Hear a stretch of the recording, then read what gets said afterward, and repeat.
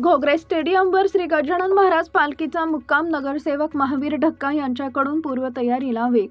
पंढरपूरहून शेगावकडे प्रस्थान करणाऱ्या श्री गजानन महाराज पालखीचं शनिवार दिनांक 9 ऑगस्ट रोजी दुपारी 4 वाजता जालना शहरातील कल्याणराव घोगरे स्टेडियम इथं मुक्काम होणार आहे.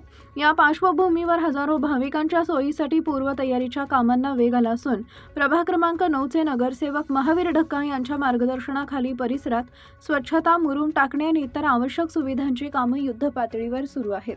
भाविकांना कोणतीही गैरसोय होऊ नये यासाठी स्टेडियम परिसर व आजूबाजूच्या भागांची संपूर्ण स्वच्छता करण्यात येते.